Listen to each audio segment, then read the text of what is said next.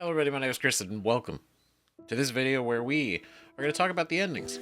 Mass Effect 3. We're going to talk about what we picked, the other endings, kind of my thoughts on the endings, all three of them, and we're also probably going to dabble into checking out the other ones that we didn't pick, and apparently the one that we got was the improved version, like a better version of the ending than the original when it first came out. So I'm kind of curious what that's even going to be, because I can't imagine what if what we saw was the improved version. I do wonder, like, what was it before, right? So chill out, hang out, sit down. It's gonna be a minute, because again, this is one of our videos on the channel, so this could go anywhere from 20 minutes to 6 hours. So we're gonna wing it. We're gonna make it work. We'll see, right? So to start, Mass Effect 3, we finished it about a week ago from today, and the drag is real. It feels to be done with the game, right? Just kind of like a quick follow-up, not to like dive into that too much into this video at least, right? But we finished the game. That was a crazy ride, still reeling from that whole thing, and the culmination of all three games and it being done, and then just kind of every day not having Mass Effect to go back to. Like, I know we can start the game again and everything, right? But it's the realization that we did finish it, right? And all the feelings and emotions and everything from that has been quite something, right? But Mass Effect 3, the ending. So there were three choices in endings, technically four, right? The endings were to the destroy ending, the control ending, the synthesize ending, and then we could just just make no choice, refuse to choose, and that's apparently another ending, right? And I do remember seeing the dialogue tree there, so that makes sense, right? I imagine it's not like a great choice, but we're gonna talk about this kind of in an order. So our decision, the one that we picked, was the destruction ending, right? Destroy the Reapers, wipe them out. It's been our goal since the beginning, and in the moment it felt like the better option. And when I say better, I mean it didn't feel like the shittiest option. But then again, when I say the shittiest, I mean I'll preface this, they all felt kind of bad in a way, right? And not bad like immediately say like, oh, like the writing was terrible. I'm talking about like the feeling of making this decision and the results from that. All options didn't feel like a definitive, like, okay, this is the one that fits or feels right, so for the destroy ending, we activate the Crucible, and it takes out the Reapers, eliminates them permanently, but it also takes out all synthetics as well. All synthetics would be taken out, and that was not great, but it does end the Reaper threat forever. It does, 100%. The Reaper threat is gone. We don't have to worry about it again. Now, with that in mind, it also took us out. It took us out, and it took the Geth out. It took EDI out. Took the Reapers out. And that just kind of felt a little bad. That felt pretty bad. I mean, it's like it was a sacrifice, right? But it feels like from the perspective, and I can understand, like, if there are individuals who like don't really care for the Geth, or they didn't side with them, or they didn't help them, or they just don't like the Geth in general, right? Looking at it from our perspective, our playthrough, the way we did it, we helped the Geth. We helped bring them and the Quarry in peace together, right? And then Legion's sacrifice gave them true sentience, right? True individuality. Less consensus geth thinking and more actual individual thought process, right? So that ending, kind of taking that all out, it felt bad. Didn't feel kind of bad. It felt bad because it felt like it didn't matter that we did all that, right? It felt like, in a way, we didn't really have to do it, because it got immediately kind of erased. And not just for like our own progress, but like why we helped the Geth and we did all this, right, for them and the Quarian, right? And they're living on Rannoch together and everything, only for that to be basically eliminated. It just kind of felt bad, right? But also, I've been thinking about it on this note as well, is that the entire, a lot of the premise of these three endings are basically relationships between synthetics and organics, right? Which is a common theme that we saw throughout this entire trilogy, but definitely a lot more in Mass Effect 3. Whether it was a lot of the main story stuff we were doing, but then also we had conversations, and we're seeing some conversations, specifically like the Dr. Chakwa's conversation. She was having the debate on the mess decks, and about, like, organics and things, synthetics, and are they really alive? And it's like, what makes you human and all that, like the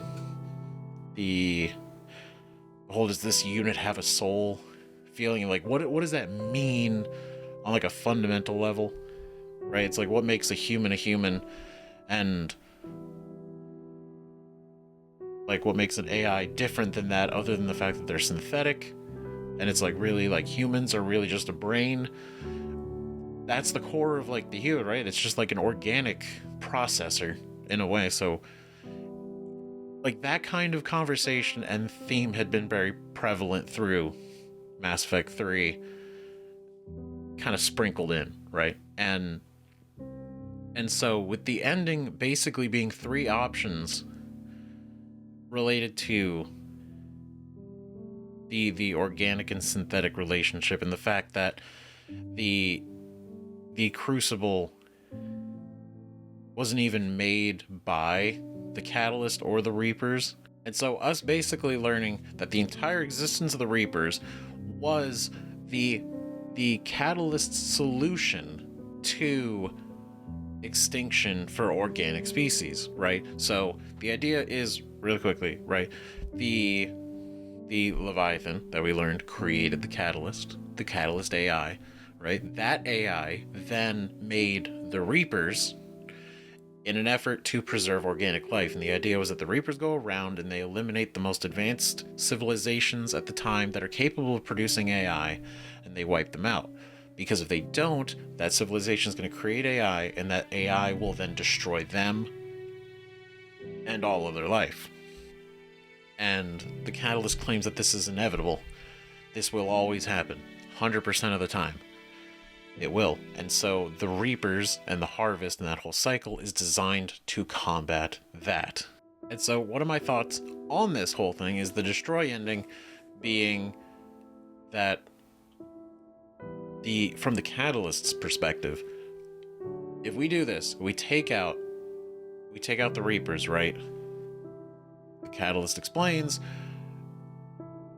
your children, right, the future generations of the organic species, like human, Turian, everybody, right, the future generations of life in the galaxy will produce synthetic life again. They will make AI, and that AI will then wipe them out. Right? That's the idea.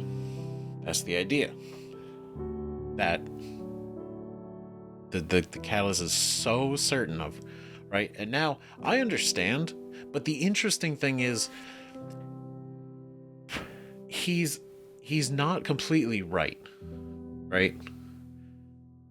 And now here, yeah, like this is like this has been my thought process, because I've been marinating on this for a couple days since we finished the game, right? And I've been really mulling this over.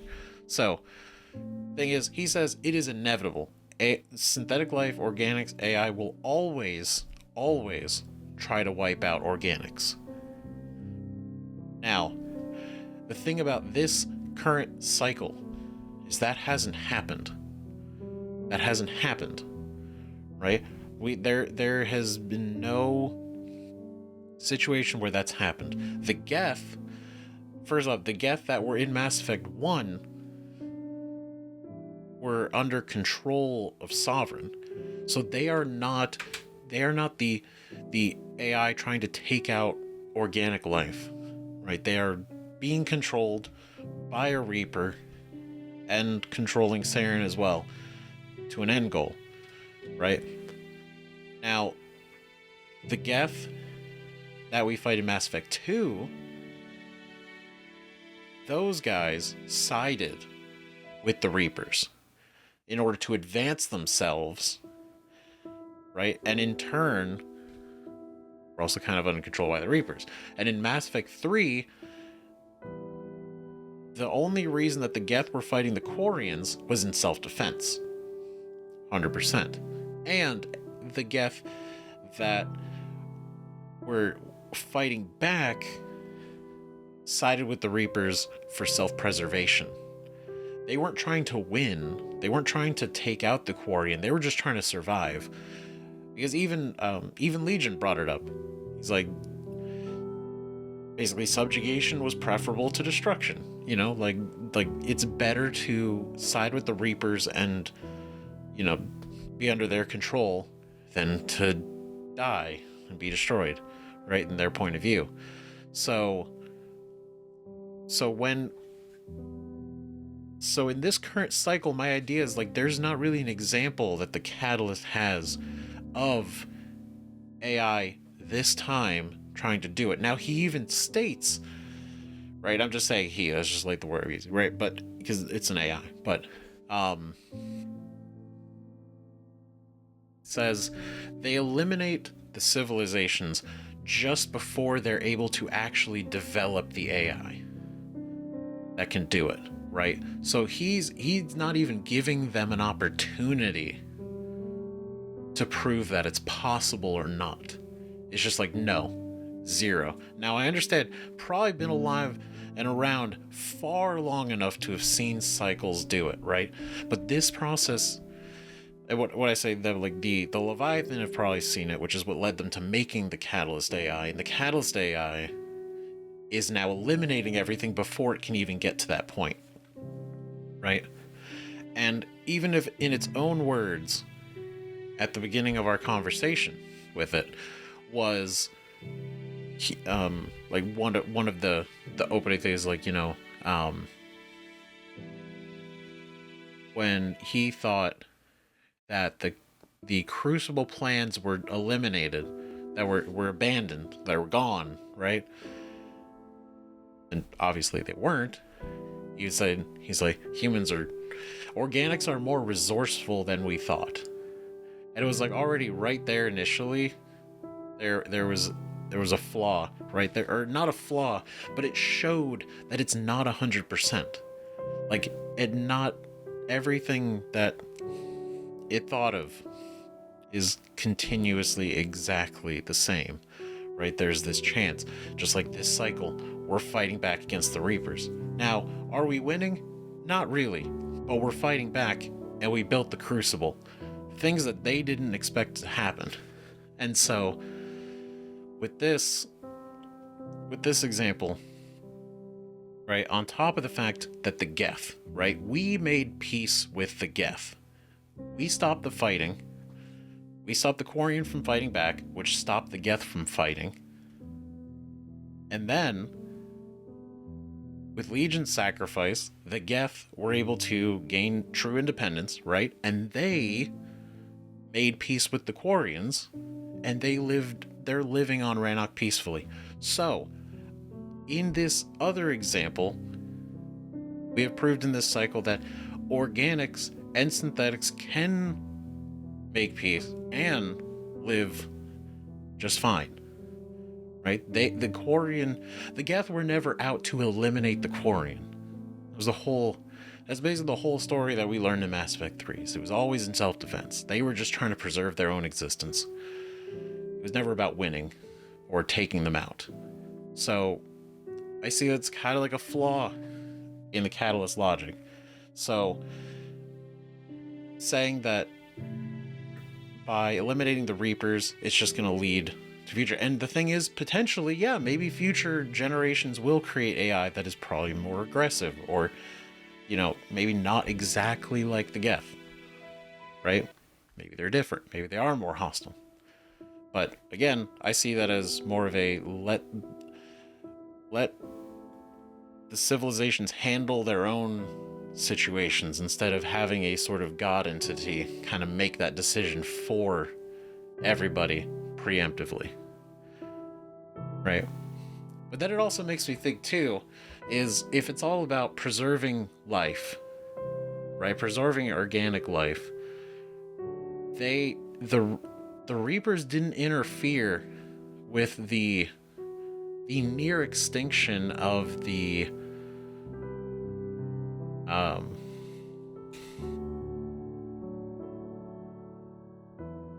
Rachni. The near extinction of the Rachni. They didn't interfere with that. They were fine with that life, that organic life being wiped out completely, right? And then they chose the Protheans because they were advanced. They were advanced enough and dangerous, and they needed to eliminate them, right? And then the Krogan happened, and they didn't seem to really interfere with the genophage situation. So it seems very much focused on synthetic life taking out organic life. If organics want to take out each other, it's kind of seems okay. Like, they won't really get involved. But if it's synthetics taking out organics, seems to be kind of where they draw the line, right? But either way, my thoughts on the destruction ending, and there's going to be more that I'm not really thinking about in this exact moment, right? So, which is, again, introducing dialogue in the comments. Anything you think or your thoughts on both this and the other endings and everything else we're going to talk about, right? Let it loose, right? But so the destruction ending didn't feel super great. It felt like eliminating the Reapers was the most important thing to do, and we did it. It just felt like shit that we lost the Geth, and we lost EDI, which feels absolutely fucking horrible. I hate that. I hate it. And I also have questions about what does that mean, because it's so very vague. With what is because it says not synthetic life, it says synthetics. And then it brings up that we are partially synthetic. So then I also asked the question, and this is what I mean, like, when I've been really thinking about this. So is everything synthetic being targeted? And when it says targeted, it doesn't say destroyed. It doesn't use the word kill or destroy. It just says the Crucible will not. It will target all synthetics. Right? So, the Geth and EDI, right? Purely synthetic. Done. Reapers. Synthetic. Done. But we're partially synthetic. So how does that exactly affect us? Does that just mean, like, the synthetic parts of us stop functioning? And again, like, we're like 90% synthetic at this point. So if it's like, okay, we're partially synthetic and the synthetics shut down and we die because, like, our lungs don't work anymore, that's like, okay, that makes sense, right? But then does that also mean everything that is partially synthetic stops functioning? And what I mean is, if you got some guy out there with synthetic lungs, do his just stop working? Does he just, like, kind of suffocate and die? Or, you know, if you have somebody with like a synthetic leg, does it just stop functioning? Right? Or is it like purely targeting just synthetic? If it's targeting synthetic life, then technically it shouldn't have killed us, right? Because we're not synthetic life. We're not. We're, if anything, we're a cyborg. Half. Well, a little more than half. But still, we still have organics in us. Right, so it just makes me think. I'm like, I don't really understand the logistics of a lot of these, and it's kind of like the common theme with these endings. I'm going to go into them with the other endings too. Is more just there's not a lot of details. In a way, it's kind of vague. It's kind of vague, and they're these big choices that feel like we don't get a lot of explanation. It kind of details like, okay, these are lasting effects. Big choice, you know. I feel like we should have had more conversation with the catalyst, but I guess we were running out of time. Right, so anyway, we're gonna move on for the destruction ending because those are my thoughts and those are my theories and feelings, and we might come back to that at the end of this video. Right, especially if we watch the other endings. Watch again, right? But anyway, we're gonna pivot now to the control ending. The control ending is where we give up our existence. We give up our physical form, and we merge our energy into the crucible. And what that does is we replace the Catalyst AI with ourselves as an AI. We then become Shepard AI, and we then control the Reapers. So we literally replace the Catalyst AI that we are talking to, and we become them. Right? We control the Reapers. That's the whole thing. Right? But we are not we are not human anymore. We have no connection to our friends and humanity and anything else. But apparently our memories and emotions and everything will stay intact. Right? But we will, for all intents and purposes, be an AI. Right? We've been constructed. And I can see a lot of positives with this. And I can see a lot of negatives. Right? So, positives. 1, the Reapers will no longer be a threat initially.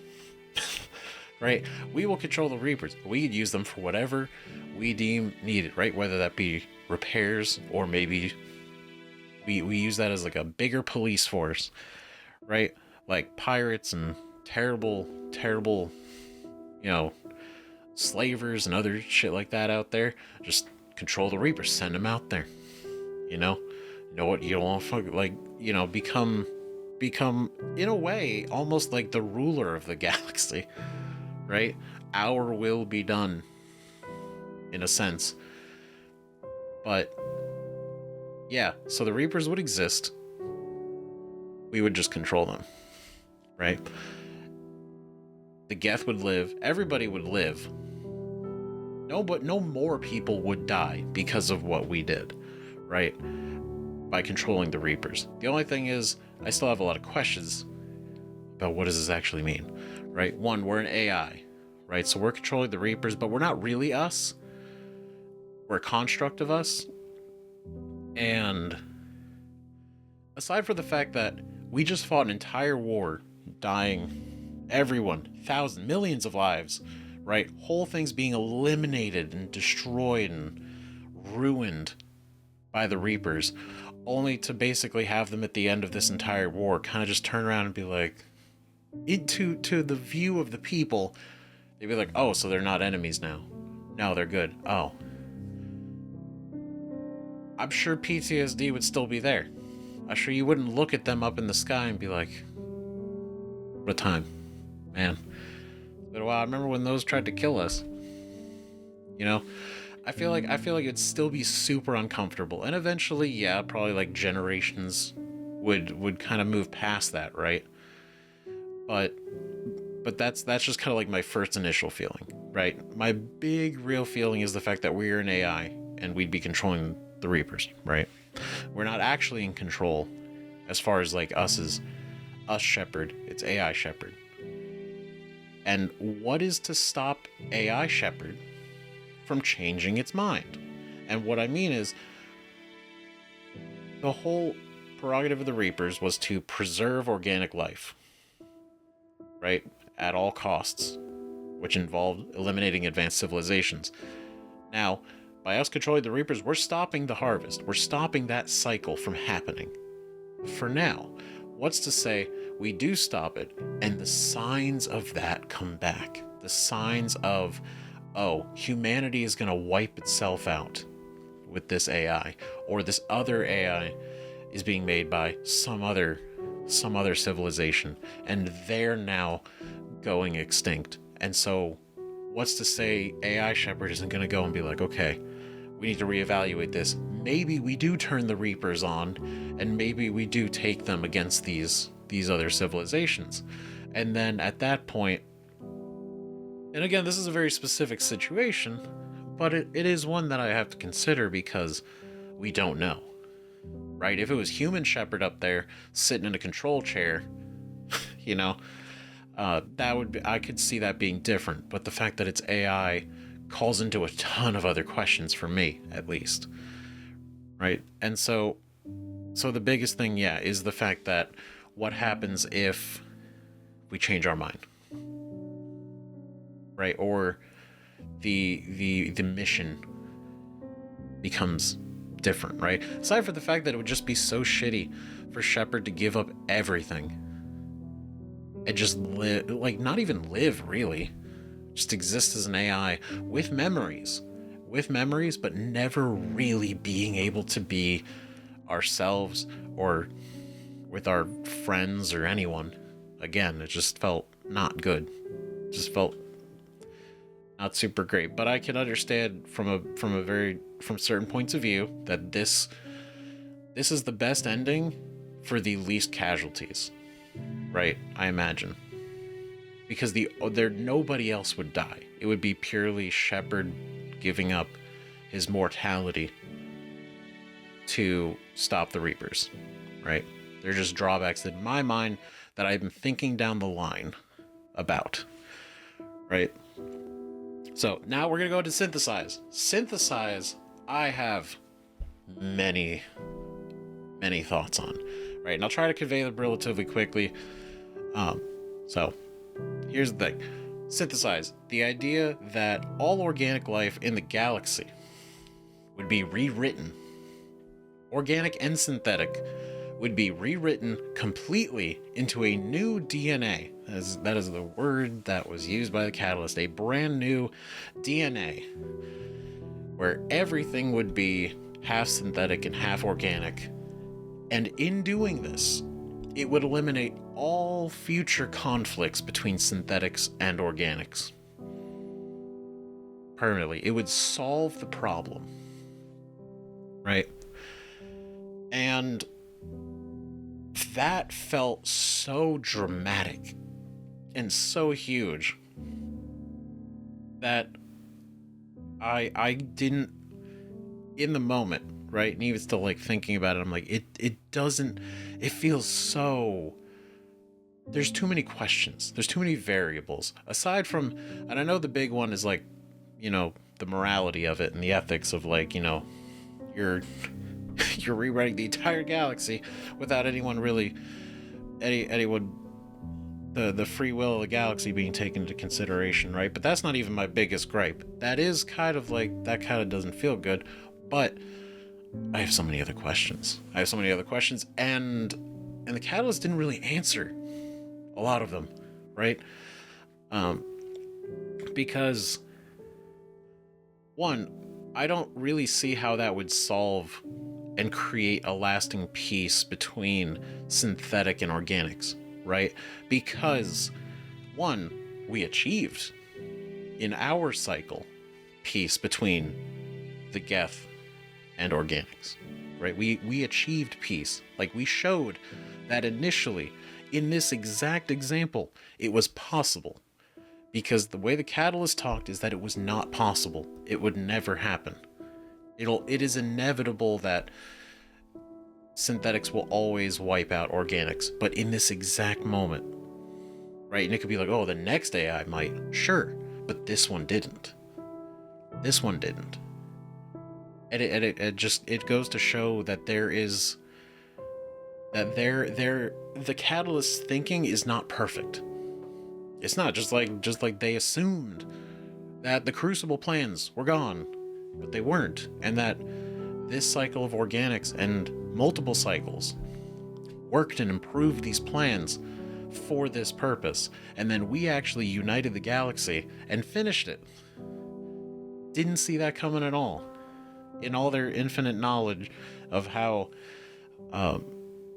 you know, synthetics will always wipe out organics, and the cycle is the only way to do this. It's the only way.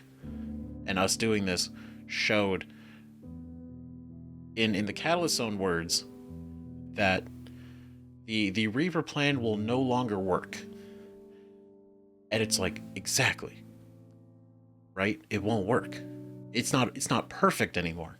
It did at one point, but he didn't think about this as an option or even a possibility, right? So then it goes into question. It's like, why would I assume it? I mean, it spirals out, right? So why I would assume that any of these options are the only options then? Couldn't there be more options? But that's not the point. That's not the point. We're not gonna go to that. Because that could be like a whole thing, right? Synthesize. It didn't feel convincing enough that it would actually solve that problem, because we showed that we could solve that problem. We made peace with the Geth, right? And does that mean it will always happen? No. But it showed that it could. With the determination and the willingness and trying to take the chance, instead of what the Catalyst does with the Reapers, which is eliminate everything before it even gets there. Before you have the chance to show that it could have peace, there could be peace, they always assumed that there won't be. And I'm sure with enough examples in the past that they've seen, they're like, okay. But going off of that 100% of the time, being like, okay, we saw this like 100 times, therefore the next 1,000 times are definitely going to be exactly the same. And so that was like my first basis for synthesize, right?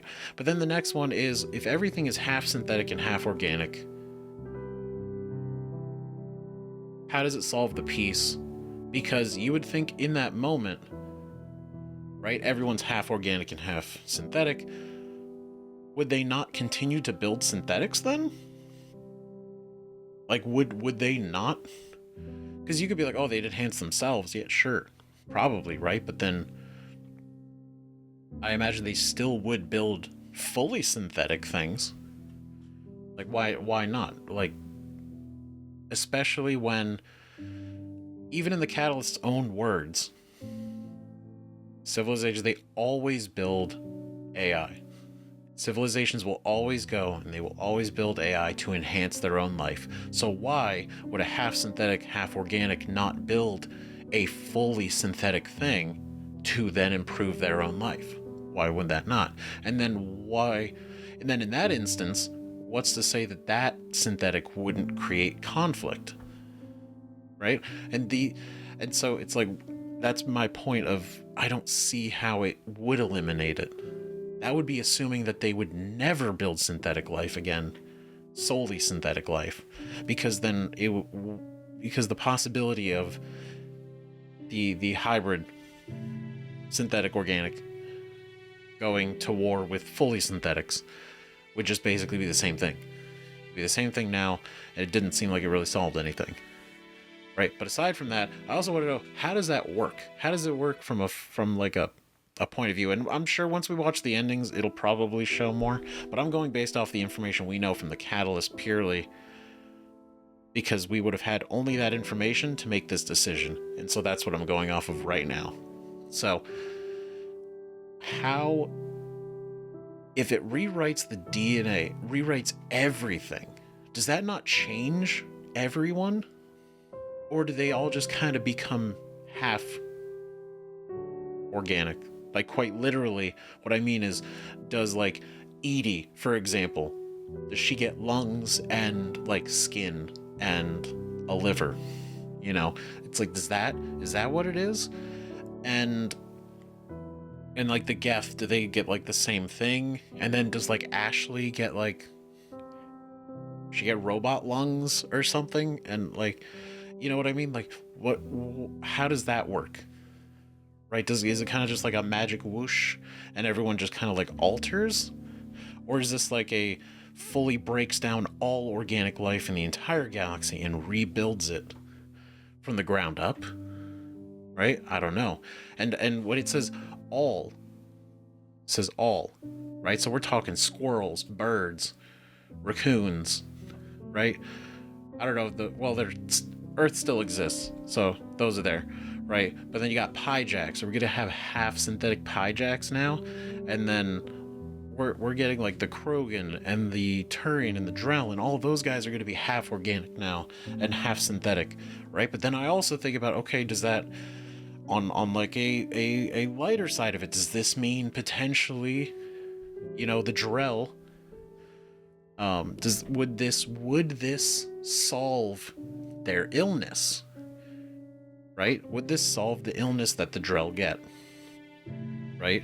The unfortunate thing that Thane was initially dying from. Would them being half synthetic, would that then be a route for preventing that?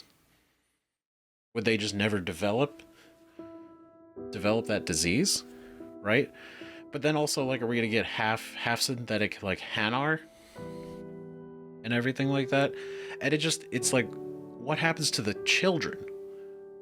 To the children? Just like there's like a kid right now, right? Like he's like 12. Like imagine. And then does he become just like half synthetic right now? And then if so, when they grow up, do the synthetics like grow with them? Is it like a living synthetic, like living metal in a way? Like how does that work? And it's just like I got questions, because it's such a dramatic change, especially compared to the other two being just destroy synthetic life and control the Reapers. This one is alter the entire galaxy's DNA from the ground up for all organic and synthetic everything, right? And it's like, that's huge. That's massive, right? So then the council would be like half synthetic, and then the Krogan would be half synthetic, and Turian would be half synthetic, and it's just. But then that would also mean like the Geth would be half synthetic, half organic, right? And it's like, this could be, it could be a good thing, right? But it's just that level of like, there's too many questions, like how does this affect in the long run? And then when it comes to like resources, like repairing, does that mean like because like the Geth needed to be around planets that had like the metals and everything they needed to repair and upgrade themselves. If everybody is now half synthetic, does that now mean that those resources are now sought after more? Right? Because I wouldn't imagine, because also it wasn't very descriptive, if they'd have like if it was like self-repairing, like living metal, something like that, right? Like if it breaks or tears, does it fix itself? Or is everyone having to go look for like titanium, and then titanium stocks shoot to the roof because you got the entire galaxy now needing to consider repair stores of metal and wiring and cable and copper and all this stuff, right? And then like how does food work? Right? How does food work? Because if you got every chicken on Earth is now half robot, like it kind of stops the ability to eat it, unless you eat just half the chicken. But then, you're having to pull out wires and all that, and it just makes me think. It's like, okay, so if we're half synthetic, does that mean nobody has to eat anymore? Are we good? But then also, and this is why it sounds kind of memey, but I've these are really things I've been thinking about. And it's like, what happens to the organic half? And it's like, what do you mean? What happens? Because the organic part of you will still age, and the synthetic part will die. Or the synthetic part will never die, the organic part will age and die. So does that really now mean that everything in the galaxy has an equal chance of dying? naturally, right? And how does reproduction work? And what I mean is, if a human and a human are now both half synthetic, how do their kids work? How does the babies happen, right? And what I mean is, does the baby come out half synthetic? Because it's a DNA, specifically DNA. So this is transferred to offspring. So you're telling, so that I would imagine, like, your kid would come out half synthetic. It's like, what does that look like? How does that work? So they would have to then grow up with the, like, the synthetics would then have to grow with them in a way, right?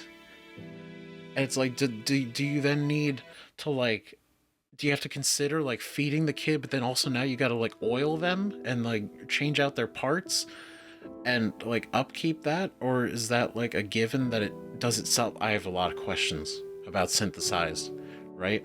I got some serious hard-hitting questions.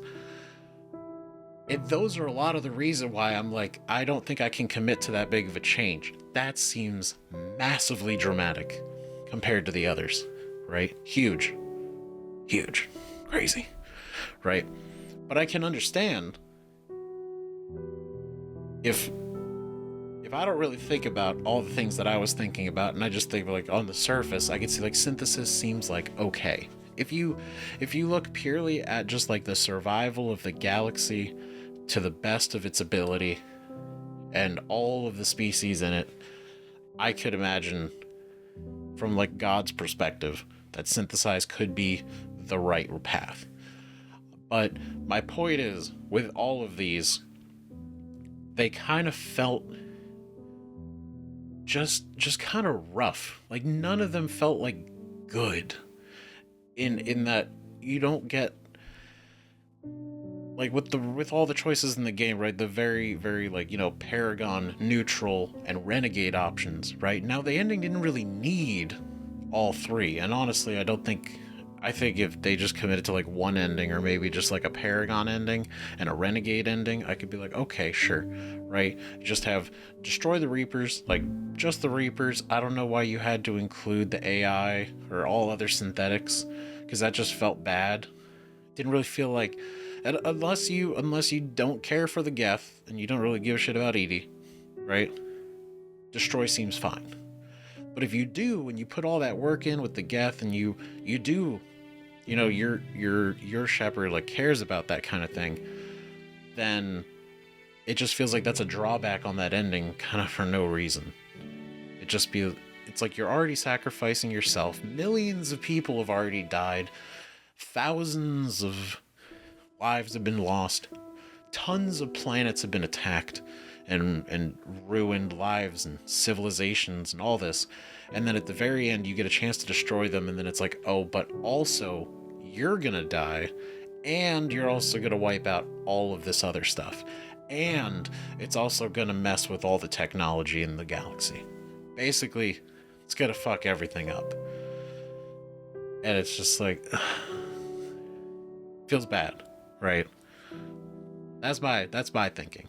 But I guess the secret fourth option is denying any of these options whatsoever, and that kind of just undermines everything we did in the entire game. I mean, in the entire trilogy, actually, because that would essentially be us just not using the Crucible at all.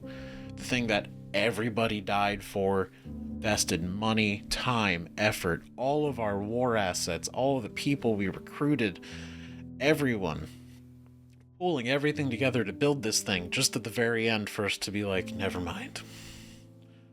Right? And I'm sure a future cycle might be able to pull it off, right? Because it's not like we got rid of the plans. But I can't imagine, I would be very surprised if we turned it down and the Reapers didn't completely obliterate the Crucible. Right? But either way, my overall feelings are, The endings are kind of rough, man. They're a little rough. They're not super hot. And I don't mean that in a bad way. It's sort of like each ending is in itself bad, right? It just kind of feels like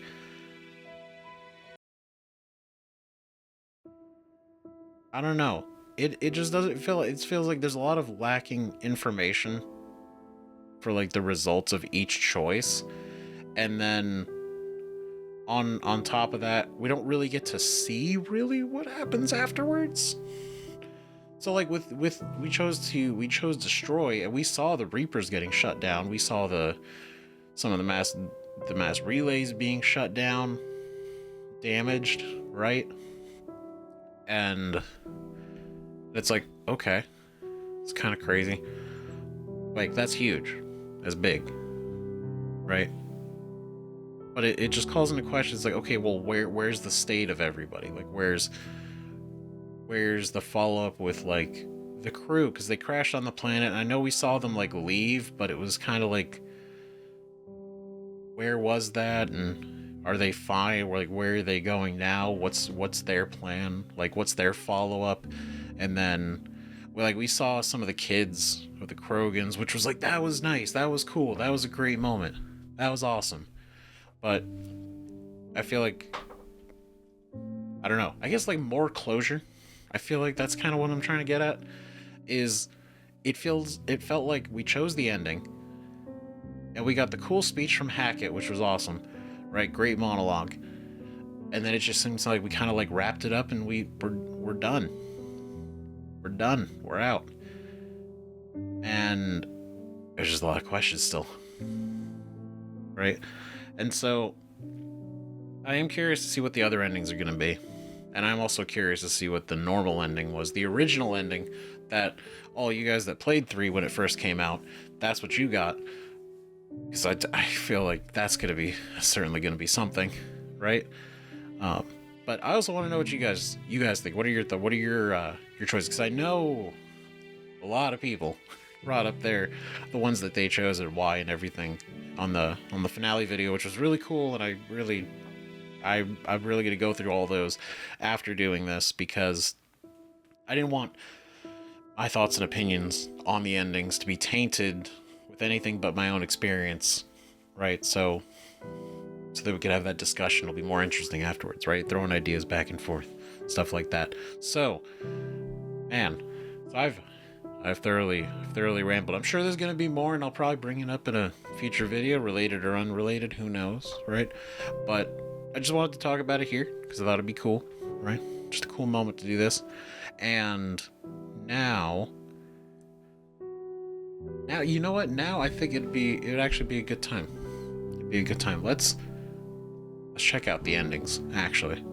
Okay, so I can't go back and get to the endings without doing the entire mission over again, and that's gonna take. I could probably do it in like a half an hour, probably less. But to get to each individual ending, to do that would be very time consuming. They're gonna watch it on YouTube through somebody else's incredible time. They've gone and done this, so we're gonna find out. Man, here we go.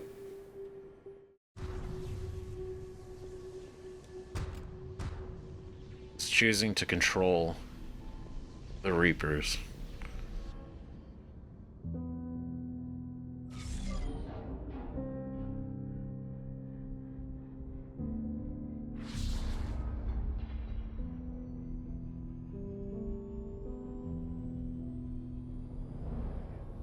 Jesus.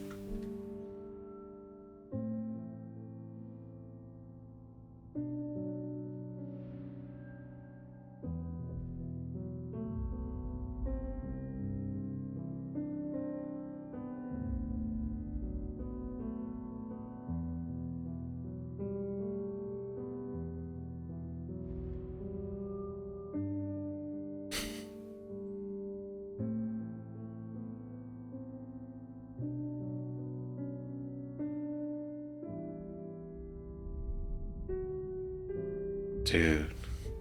All fleets, the Crucible is armed. the rendezvous point. I repeat, disengage and get the hell out of here. There is no choice. We must go. Now. Damn it.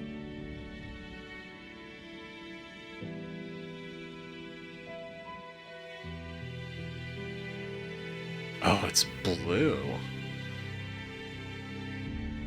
Okay, so it did seem like that. Because I thought about it, right? Like the destroy area was red. This side was definitely blue. Very much like Paragon Renegade, right? But interesting.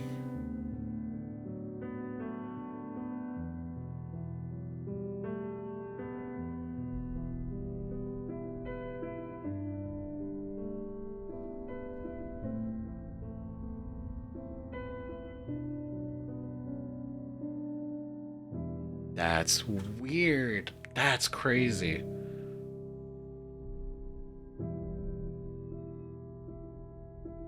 Like, you just see that from the ground, like, you... Man.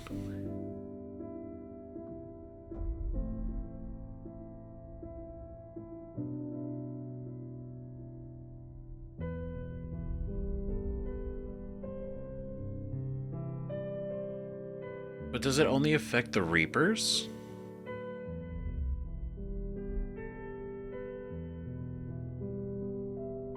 Are they running out of fear? Are they running because the Reapers are now under our control and commanded? How does that...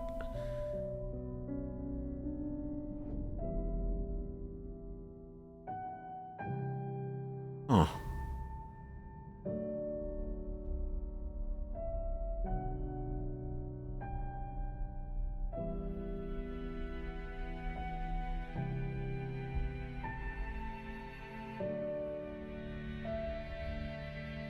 Oh, it still damages them too.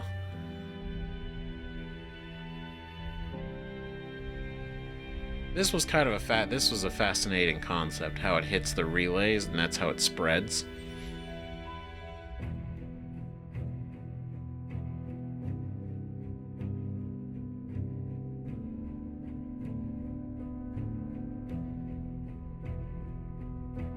Just get out of Thessia.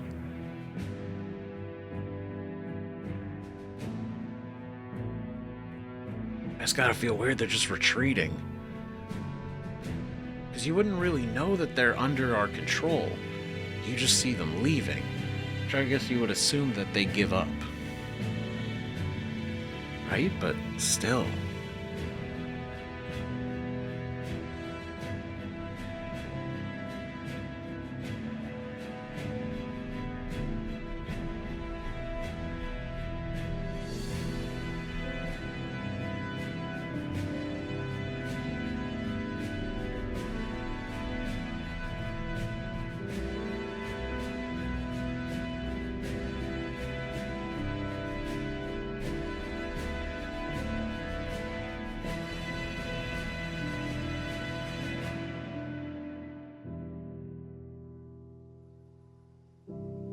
Man.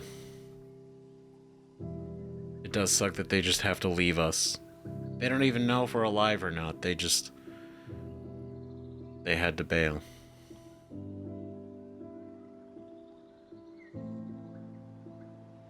This shit. Like, I'm sorry, when I first saw it, I had to ponder it because I was thinking about it. I was like, it looks broken, right? Like the back thrusters look completely broken off into a whole other... It's like several feet away, right? And the front is clearly damaged. Not like irreparably, right? But still enough to be like, they just crashed here, and I don't know how they got off. I don't know how they got out of this. It confuses me, and I wish we kind of saw how that happened, because otherwise I would have assumed that they were just kind of stuck here. But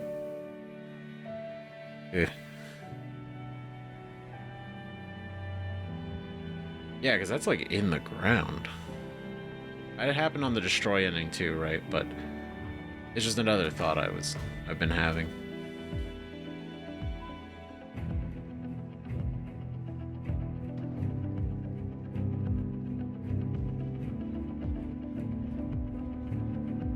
I'm just glad they're alive. Honestly, that's the best feeling that we could have gotten out of this, is that they all lived.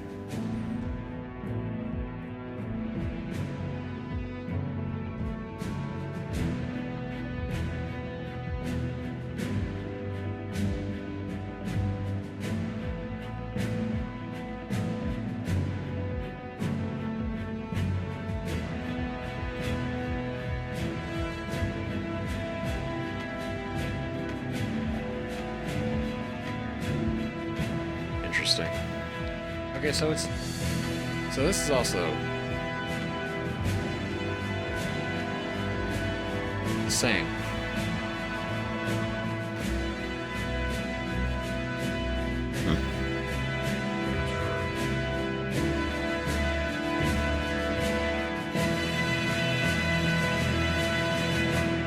Oh, we're still on the ending. Okay. Immortal.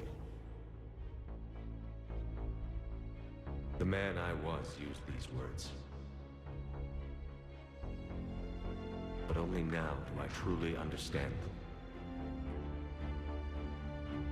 It's got like a Reaper voice to him now. And only now do Oh, I understand well. the full extent of his sacrifice. Through his death, I was created. Through my birth, his thoughts are freed. They guide me now. Give me reason. Direction. They're repairing this. Just as he gave direction to the ones who followed him. The ones who helped him achieve his purpose. Now, my purpose.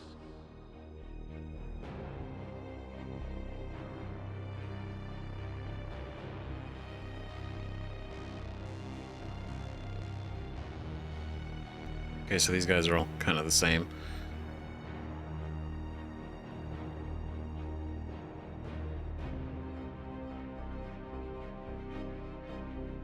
To give the many hope for a future. To ensure that all have a voice in their future.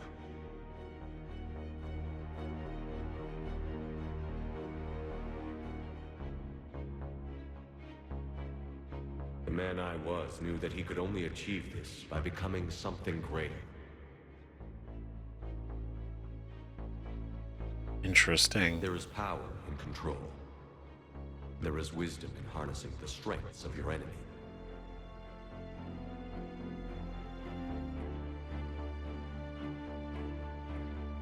That's right, because they're I will alive. rebuild what the many have lost. I will create And they're a future using their- with limitless possibilities. I will protect and sustain. I will act as guardian for the many. And throughout it all, I will never forget.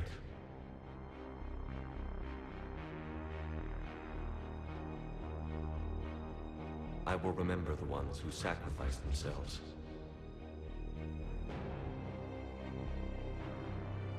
So that the many could survive.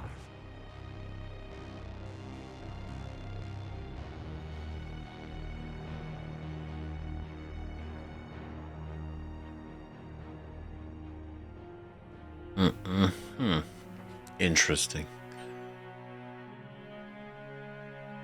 I have thoughts.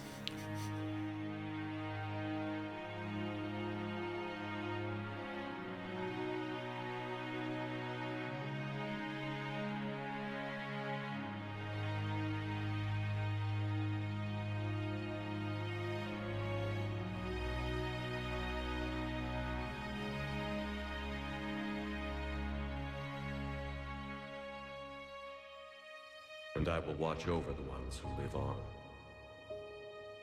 She actually put it on there. Those who carry the memory of the man I once was.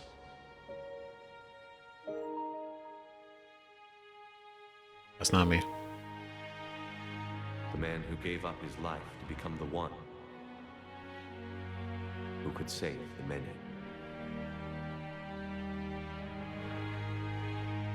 That's fucking sad. That was that whole sad. God. One who could save many.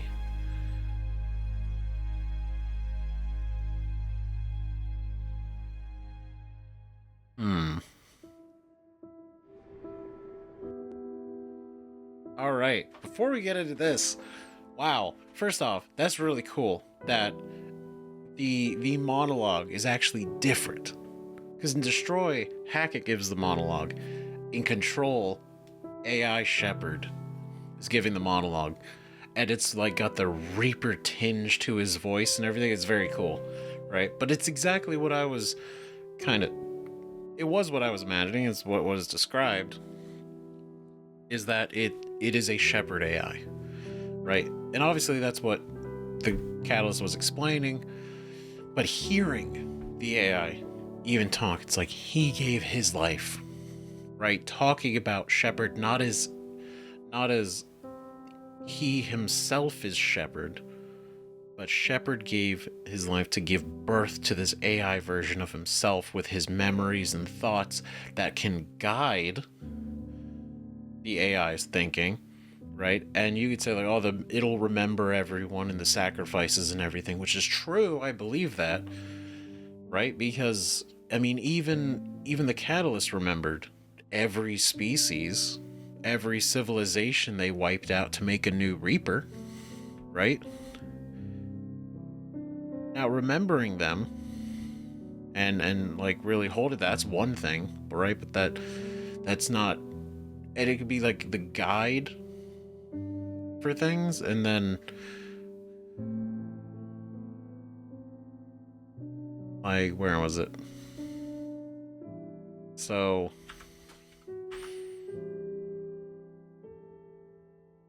they guide me now, they give me reason, direction. Right? And there's power in control, wisdom in harnessing the strengths of your enemies, which I get, right? Utilizing the Reapers to like repair everything. This, genius, smart. That's what I was thinking, like you could do, right? You could utilize the Reapers. That makes total sense. That was never my problem with this option, right? This is kind of the one, right? I will protect and sustain. I will act as guardian for the many. And it's like, what does that mean? What does that mean? Like, would this be something like, let's say there's a new situation, like the Batarians, right? The Batarians come in, as an example, we know they're pretty much gone. You know, fortunate.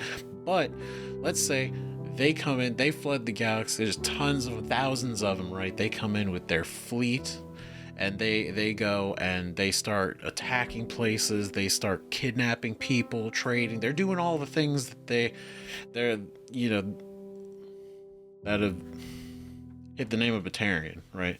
Like the staples, right? That everyone envisions in this universe, right? In this galaxy of what a Batarian is. And when this says protect and sustain, would that instance be something that AI Shepard would then wield the Reapers for? Would he then go do that? Right? Would he basically be it's claiming to be the guardian for many, which I would imagine is also the guardian of the galaxy, unironically, right? But so any like major conflicts, would this just be then send in a Reaper, settle this, you know, eliminate, and then it's like who picks what side? Is it like the side that is correct or the side that preserves life, or like what dictates that, and at what point would like the choice be, you know, like preserving life would be more beneficial, but morally in this situation it would be wrong, right? Whereas Or would it be like, okay, which side would lose less people, and then you choose the side to save more people? Like, where's the choice lie? Right? And I know it's like guided by Shepard's like thoughts and feelings, but a guide is different than a rule. Right? A guide is more like a suggestion. It could still decide no. And having nothing that can combat that. Because you gotta look at this. What if this Shepard decides to go, and I don't want to go to the extreme, right? Which is really easy to say, like, oh, like, begin the harvest again. Do it again. Because that could be possible, sure, but I'm talking about, like, just before that. Just before that. What if, you know, you start sending Reapers down to cities, planets. One Reaper per planet. And that Reaper basically watches everything. Make sure nothing happens that AI Shepard deems to be not good, right? And then that pressure sets, and this goes on for years. You know, it's like not like a really aggressive, massive, nigh indestructible police force in a way, right? And there's thousands of them. So, what if the people were like, we don't want this anymore? We're tired of this Reaper situation. Would AI Shepard then go and be like, you know what, you're right, understood, fly him into the sun? Or would AI Shepard be like, no, you need this. I know what you need. I know what you need, and you need this. So no, I'm not going to listen to you. And then would people like push back, even though AI Shepard thinks he's doing the right thing and the good thing, and maybe it is in the long term, right? The same thought process could be followed by, you know, the initial harvest plan, right? Just maybe less, you know, artery. But it's like nothing can stop this. You would have to go to the Citadel, and you'd have to take out the catalyst, which would then be the new AI Shepard. And it's like, I don't think he would let himself be taken out. And if it was, he's got all these Reapers he could just turn around and defend himself with. So this is my thinking on the potential downsides of control. But again, those are just options. And it's the vagueness of, like, the fact that it's an AI. Right? I get it. But those are my thoughts. And that's why I didn't choose control, even though I could see a ton of benefits from it. It's the fact that the Reapers also would still be present. And it's the chance. You can't 100% eliminate the fact that the harvest wouldn't start again. Maybe not in 100 years. Maybe not in 1,000. Maybe 50,000. 100,000 years. AI Shepard decides, you know what? We need to maybe give that a shot again. You know, maybe things gotten a little too out of hand. Right? We don't know. And it's the I don't know that makes it hard. For the many. Yep. But now, synthesis. Man, this is the one. It's going to be interesting.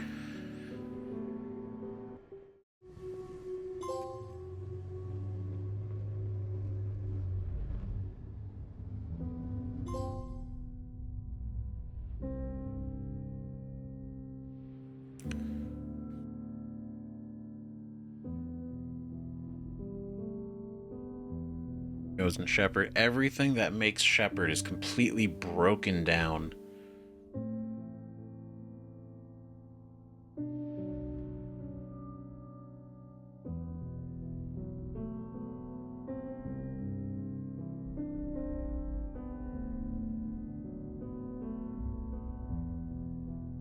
And All fleets, the Crucible is armed. Disengage and head to the rendezvous point. I repeat. okay, so it all starts pretty much the same. Choice. We must go now. This one's green though. So I'm not gonna skip through it just in case, but green.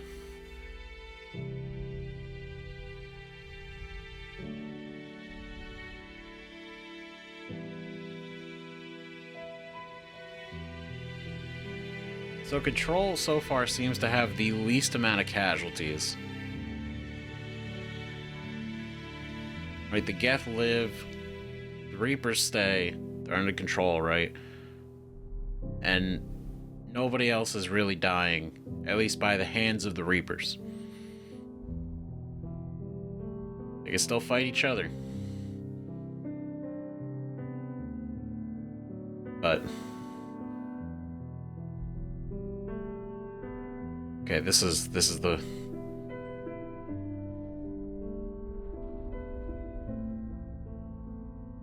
this, I'm like so curious how this works.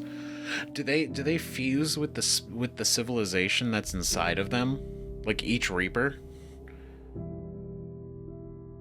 Does like the... I don't even have an example of it. Like the Leviathan Reaper, does Harbinger then become half organic and half synthetic? Right? Because it's not just everyone else, it's also the Reapers. They would also become half. Oh, that's weird.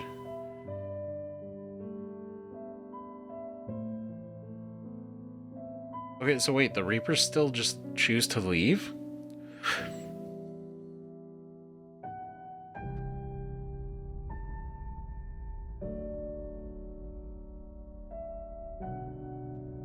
Huh. Okay, this hits the relay.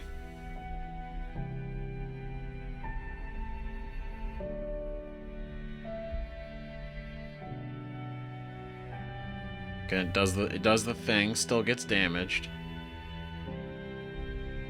Now we got the green energy hitting everywhere.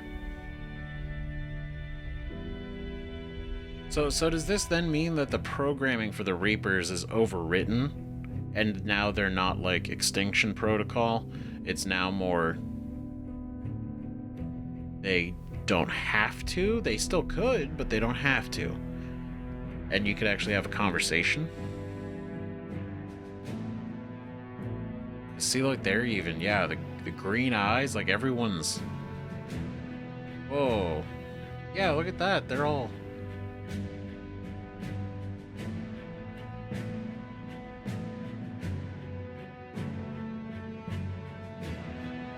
weird. All of you guys, too. You're all getting it. Well, I mean, if it hits the ship, I guess.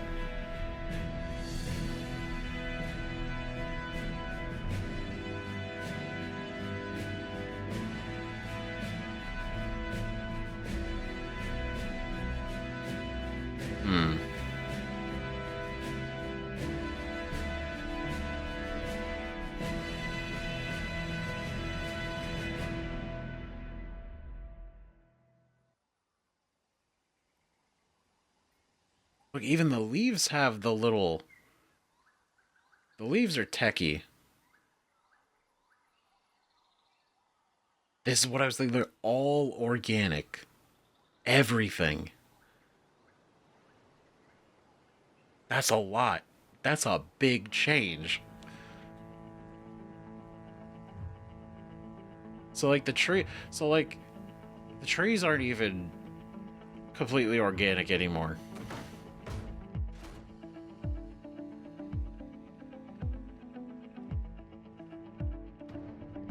Well, everyone's got the... well, hey, his legs will be better, right? Maybe? The green glow is kind of wild. She's actually alive. That's... must be nice.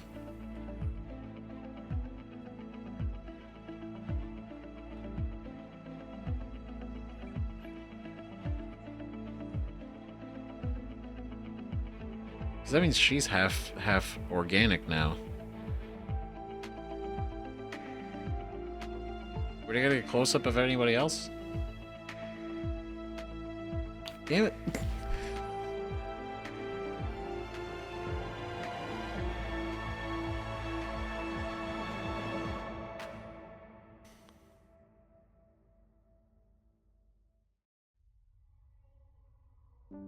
Okay.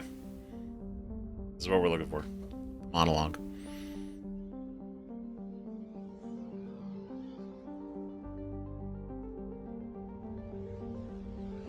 I am alive.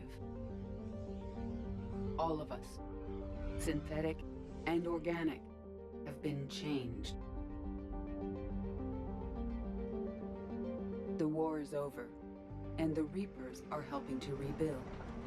Where once they threatened us with extinction, they now bring us the collective knowledge of the cultures that came before.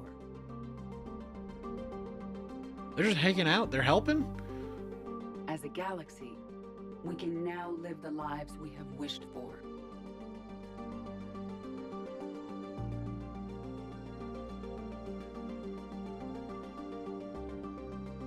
Were we not before the Reapers showed up, though? I feel like it was going okay.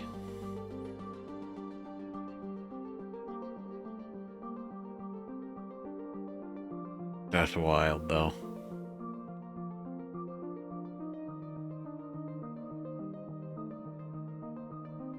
Taking our first steps into a new and wonderful future, That's... where organics and synthetics can coexist peacefully. They're their masks With off. peace across the galaxy and with unlimited access to knowledge. Unlimited. Tech baby. He's born. To recover the Techie. greatness that was lost.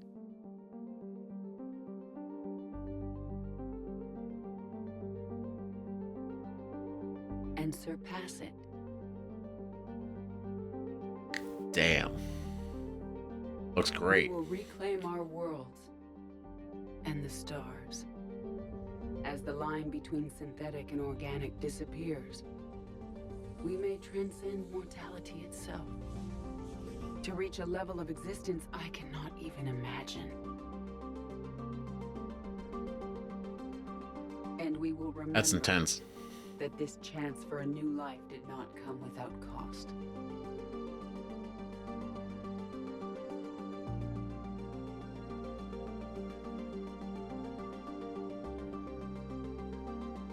Interesting.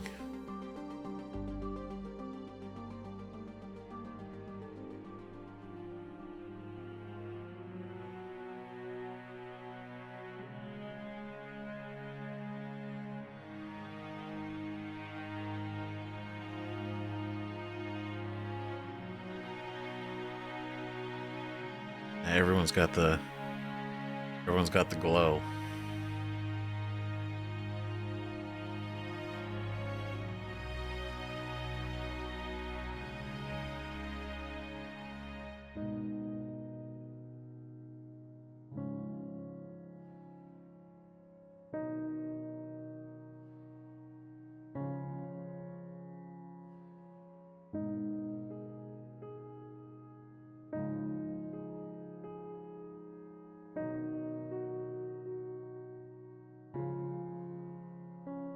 No matter how far we advance, we will remember the sacrifices of those who made it possible.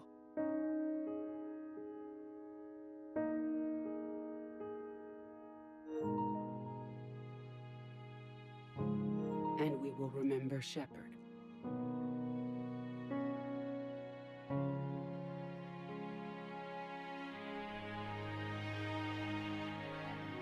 Because of him, I am alive, and I am not alone.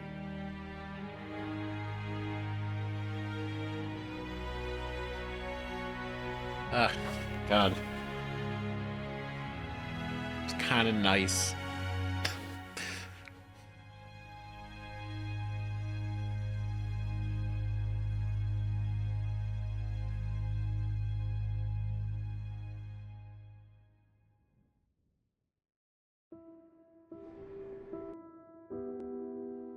Ooh, refusal. Okay, so okay, to go over now just like kind of briefly talk about Synthesize. My god, that is visually didn't seem like it was nearly dramatically different as much as it definitely seemed to imply. It honestly just seemed like everyone kind of got like a little software update and kind of just got. I don't even know how to describe it, because it's like, okay, it's a new DNA. They're all kind of, there was like the waves of like the tech glow, right? And it's on a DNA level, right? It is part of the biology now. So from this perspective, I could see that it would only be an enhancement, right? It doesn't seem at all like there was really, like initially just from what we saw, there was really a drawback. I do think it's wild that the Reapers helped, right? Again, like they became half organic, and they just kind of turned and were like, oh hey, actually, so you know what, we'll help fix this, it's all good, sorry, you know, it is what it is, but we're better now, we're different. And I get it, because they'd only be half organic, so I guess it's implying that it overrides their programming, right? Their AI programming, because they're no longer AI and they're organic, half synthetic. So then they wouldn't have this innate programming to wipe out species, right? Now, even when they weren't harvesting, it definitely still seemed like the Reapers were kind of just okay killing kind of whoever and whatever was in the way, you know, when they weren't harvesting. Like Sovereign definitely was kind of going and doing his own thing. Harbinger kind of had that same energy, but I get it, they all had a goal. But it's just kind of strange to see them like helping. So then it makes me look at this, and it's like, between these two, Control and Synthesize, the Reapers become an asset. Now the difference is, AI Shepard controls the Reapers, versus in this one, the Reapers control themselves. The Reapers become completely independent, and they do seem to, like, I mean, Edie said it, right? Like, they have the vast knowledge of the civilizations, right? So they have they combined with the civilization that they harvested? Because that's wild. That's a lot of information. That's a lot of cycles, right? Fascinating, absolutely fascinating. But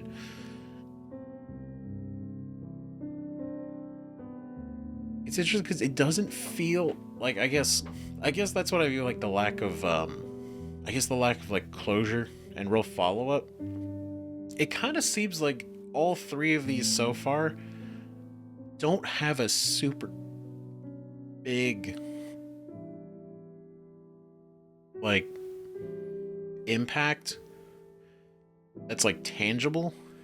Like we can think about it and talk about this, right, and go and speculate what it would be like. But from what we just kind of are shown and what we know, and then the game ends, they don't feel super different, like super galaxy changing, even though they are,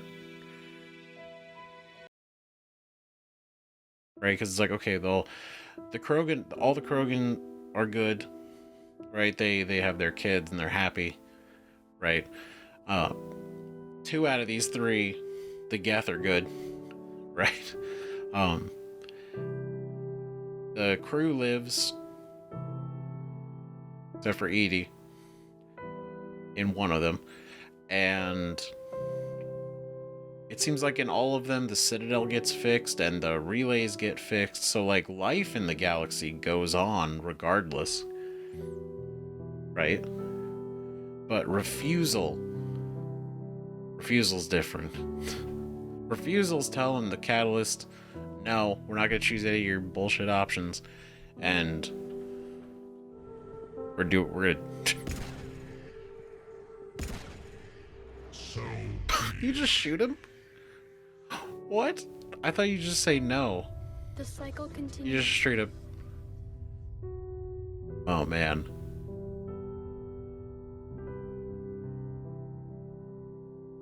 The cycle continues. That has got to be one of the most depressing things you could do. This entire war, millions of lives lost, all the money, effort, work, and all this to bring this here, just to basically turn it off. Say never mind. If you're hearing Sorry, this, Hackett. then there is still hope. Huh? Hope that you can avoid the same mistakes we made. We Oh, fought the Reapers, shit. but we failed to stop them.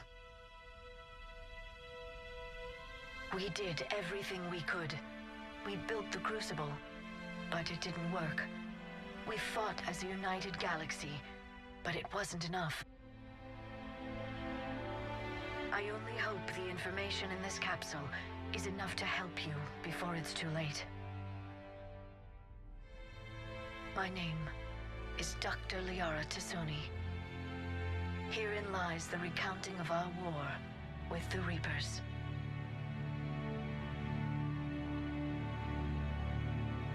Damn. Sounds like Liara's project that she was working on. But, wow, what? Did that all really happen? We'll never know exactly what it was like, but yes, the archives tell the true story of those who came before us. They fought a terrible sorry. war, so we wouldn't have to. And that's why we have peace. Yes, without everything they accomplished, without the information they passed down, we too would be threatened. What else do we know about the Shepherd? Just what we have in the archives. But I've only told you a few of the stories. Can you tell me another one? Please? It's getting late, but okay. One more story. The story of the shepherd. Name. But that's fascinating. One more story. That's interesting. So they were able to do it. So because we passed down all the information, the future cycle was actually able to stop the Reapers. They did what we didn't do, that we couldn't do, chose to not do. That's interesting. So they get stopped regardless. It's just we maybe we don't do it, but we were the reason that they were able to, because we passed down everything. That's fascinating. It's depressing. It's really fucking sad. In that I mean, this is pretty. This is nice, right? It lived. But man, to go and after everything we did in this entire trilogy, as well as the entirety of Mass Effect 3, all of this war going after the Reapers, all to go to the end and basically just let the harvest finish anyway. That choice alone makes you think, like, why did we resist? Right? But I guess the option to refuse is interesting that it is there. Right? I can appreciate that as an option. Right? Because it is, like, what if you did refuse? I feel like that having that as a genuine option, you know, it's neat. and to see kind of like what that actually does. But yeah, wow, god damn. So that's it. those are the endings that we could have experienced in the Legendary Edition that we played. Wow. I can say with confidence that I still don't regret Destroy, right? I think I still would choose it again. I just wish that that it only targeted the Reapers, right? And it's always like, okay, well, that's like the perfect ending in a way. And I feel like Shepherd of the Galaxy kind of deserved it, right? Everything we went through. I feel like that would have been fine. I feel like that would have been deserved. It would have felt good, right? And it also makes me think, like, if the whole... Because we don't know who made the Crucible. We don't. And the Catalyst was like, it would take too long to explain. You don't know who they are. So it's like, okay, maybe it was the Leviathan. Maybe it was something else after that. But he did mention they became aware of it a few cycles ago. So it's not like it was a long time. But I imagine if every cycle's 50,000 years, we're looking at maybe 250,000 years ago, right? Which is a long time, year-wise, but still, right? Just thinking about it, why wouldn't the Crucible be able to target just the Reapers? You know? Like, isn't that what it was designed for? Is the entire design was to go after the Reapers?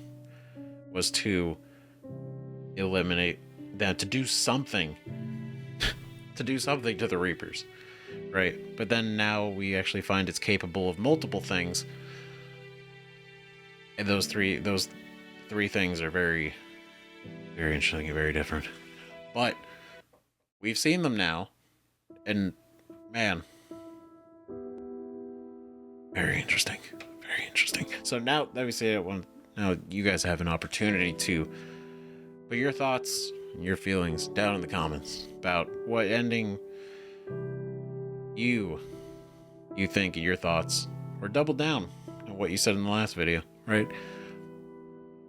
But I've expressed my thoughts and my opinions. This has already gone on a little bit longer than I anticipated for this video, but you know, that's just the way it goes, whether I want it to or not, right? But we have one more ending to see. One more. Okay, so it took a minute to find it, but the original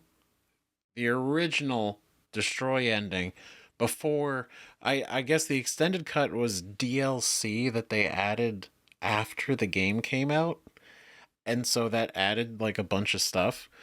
So this is before that.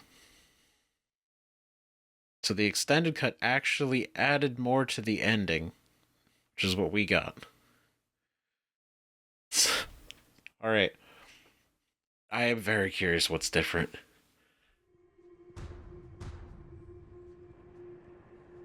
Because we chose Destroy, I'm good at looking at the same one, so we could like kind of directly compare it.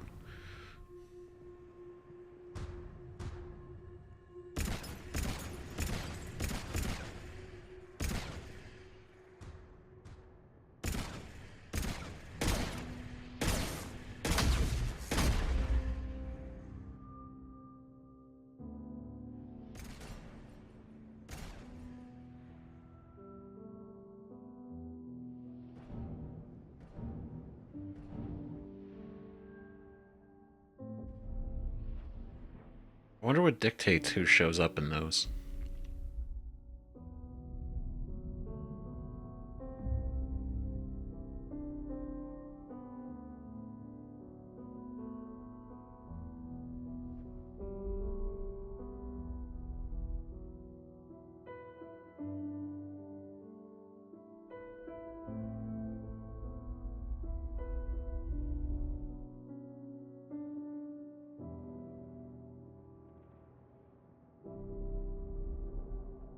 Oh, that's weird.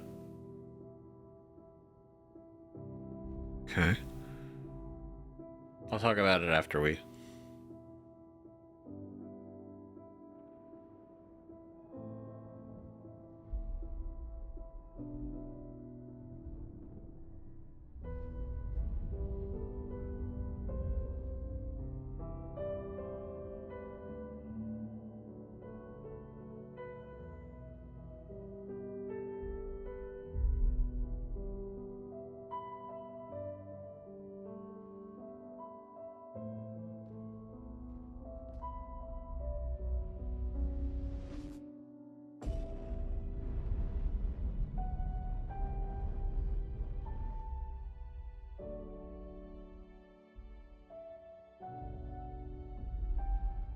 That didn't... Did it destroy the Citadel?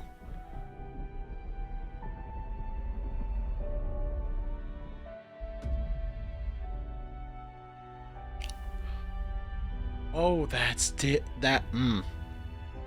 Okay.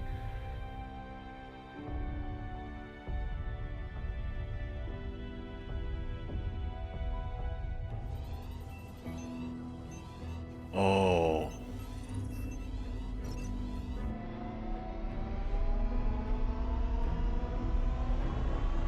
Okay, this feels frantic.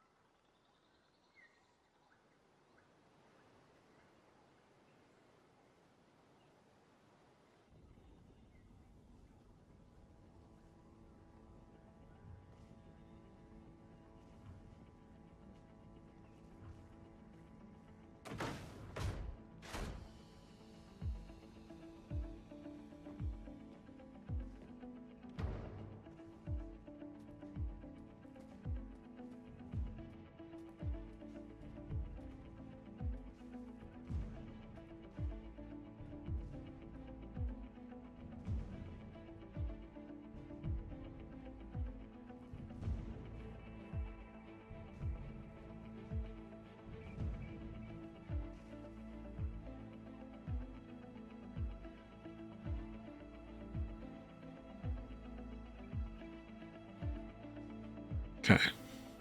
Okay, pretty similar.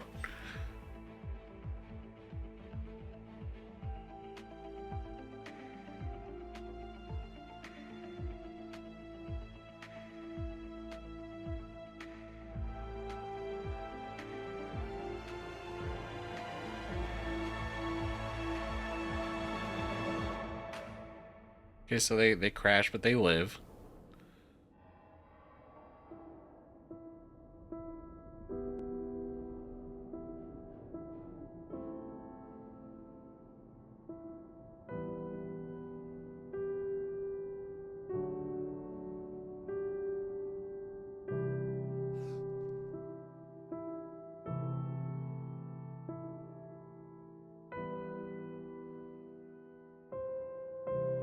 Interesting.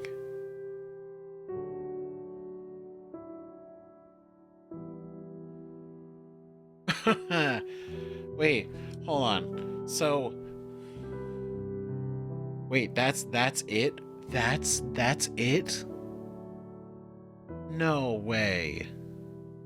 What?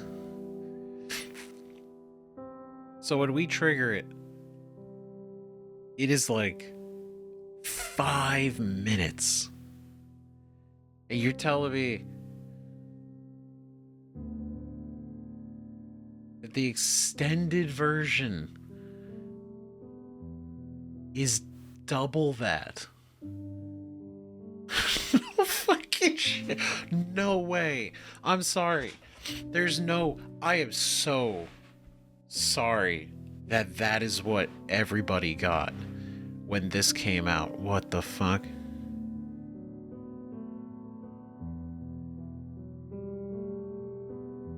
Oh my god. That is insane. So, we need to unpack this for just like a minute, just a quick minute. Okay. Right here. We don't get Hackett telling all other ships to bail, right? So as far as we are concerned, this popped off with everybody in orbit. And obviously, we can't see them, right? Not really, but they didn't show it or explain that they were gone, so you would assume that they're still there. And it showed when the Normandy was flying away. The Normandy got clipped by that and got damaged. So if all other ships were surrounding Earth and the Citadel at this point, they would all be cooked because of this. You would assume, right? 'Cause that's bad. That's bad. So we don't get him saying it. And like they're deactivated, they're done, right? Great. This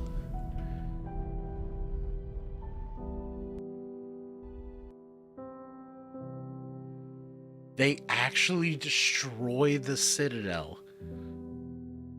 That's fucking crazy. No, because like the arms are like shifting.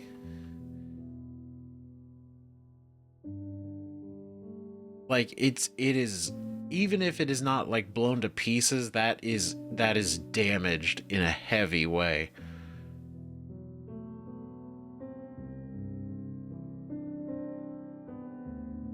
Oh my god, so they blew up the fucking Citadel. Or they damaged the Citadel. Potentially wiped out the entire fleet. Like, even if they didn't, right? This was crazy.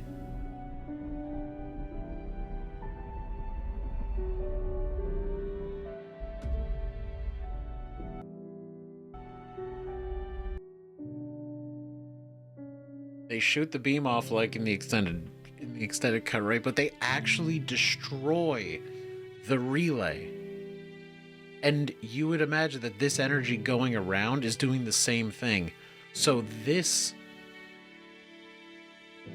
And the thing is, this would happen because this effect happens regardless of which ending we chose, right? Whether it was destroy, control, or synthesize, right? Because the beam goes and it damaged all the relays. So I would assume in the original endings that the energy itself destroys these. So in every ending, you are destroying every mass relay in the system, destroying them.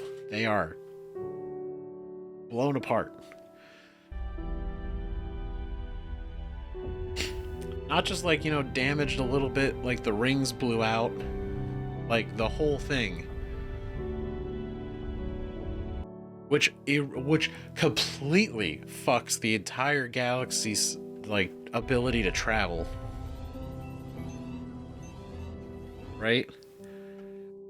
And then we just cut to them flying away. Which doesn't feel, it doesn't feel, that wouldn't be right. This wouldn't happen. There's no way. Because the extended cut, it is 100% believable that they would stick around. Our crew, our people, our friends would stick around to try to save us to the last second that they could. They wouldn't just go. Because as far as we're concerned, we showed up there. We started destroy. And now it's just them kind of leaving. I like that in the extended cut, it's actually Well, like for us, it was. I don't know if it could be anybody else, but like Javi's like, no, we gotta go, man. Like we can't wait. And even Joker's like, damn it, like he doesn't want to go because, you know, but this is what they just dealt with. They're just like they're already gone.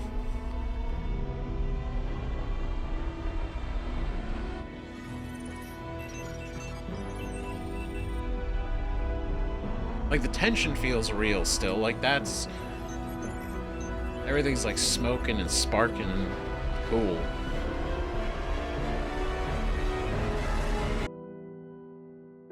This shit. Look at that. It's fucked up. Which is exactly what I was saying. So it did get damaged. They just didn't show it as much in the extended cut. They didn't show this part. They didn't show it getting damaged. They didn't. They didn't. So it got damaged. And it's worse. It's badly damaged. So I was right. This little thing right here. That's like completely broken piece of the ship. I'm sorry, this is crazy. That's it. That's it. I can't. There's no way. I can't believe that's real. There's no fucking shot, dude. They literally, this would have driven me crazy. Just the, along with the other parts, this would have driven me nuts. That they literally crashed the ship on some random planet. Crashed, not landed. Actually crashed, it's damaged. And they don't show it leaving. The extended cut they do, so they can get away and they're fine, right? In this, I would, like the credits roll. I would literally be finishing Mass Effect 3. I'd be like, what happened to them? What happened? Where'd they go? They landed on a planet. Are they going to be rescued? Are they lost? Is the ship even function? Does it have power still? Can they radio for help? What's gonna happen to all of my friends? Like, what? Can this planet even support Garrus and Tally's, like, you know, dietary needs? Do they even have supplies for that? Are they gonna make it? Like, the whole team as, you know, as a unit? Is this gonna be fine? How do they get back off of this place? It just stops. It just stops. I have questions. And then even if somehow they do manage to get off the planet, right? We're talking the lack of mass relays keeps everybody where they are isolated. Yes, you have fuel, but the sheer distance you would have to travel on fuel is ridiculous. It's not plausible, right? So literally, if we assume that the entire fleet that came to defend Earth, right? Let's assume they didn't get obliterated by the red pulse, right? Let's assume they're okay, right? Because we can assume that the red pulse only went for the Reapers, synthetics, and technology. But we're gonna just say the ship's made it, right? Theoretically. They're stuck there. They're stranded. They're stranded in the Sol system until they can get out. Because they just the distance from Earth to Rannoch for the Quarian is crazy. Right? We're like the Krogan would be able to probably manage Tachanka. Like, it wouldn't be great. It would be pretty fucking rough, right? But man, really, they destroyed they damaged the Citadel. They blew up the relays. They stranded our crew. And they killed us. And this is, I'm more baffled than anything. Like this, like, it's upsetting. I feel like it'd be definitely more upsetting if this was the ending we actually got and not the extended version. But that's it. We don't get the monologue at the end. We don't get any of, like, the scenes of, like, the Krogan going home to Tachanka and the kids. And we don't see the Quarian, you know, living their life. We don't see London rebuilt and, you know, none of this. None of this. We have absolutely no actual closure to any of the final events in this game. We don't even see the result of what we picked. Like, we see the Reapers go deactivated, sure. But there's no sort of, like, what next? How's life? Where's everyone at? Nothing. They just stop. That would depress the shit out of me, man. Holy crap. Wow. They really just went over to this scene and we're like, we're done. We're out. We finished it. We're wrapping this thing up. Wow. Oof. Man. That is unfortunate.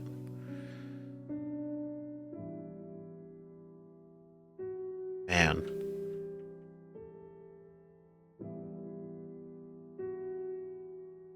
And it's funny to think about too, because and when I say funny like a kind of sad way, is if I imagine these cuts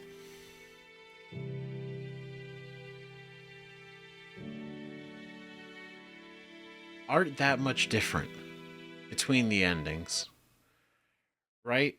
Like, I imagine, because I look, is very hard to find the original endings specifically, right? I'm sure somebody could find them, right? It'd be great. But yeah, of the other ones, but I imagine more or less the cutscenes that say, like, the pulse happens, right? The Reapers are either controlled, synthesized, or, you know, destroyed, right?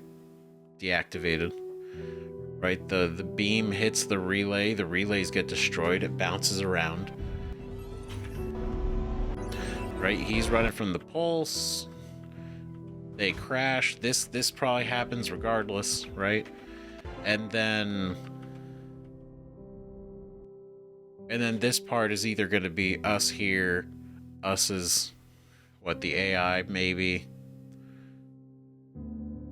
or maybe like a scene of us like being synthesized. But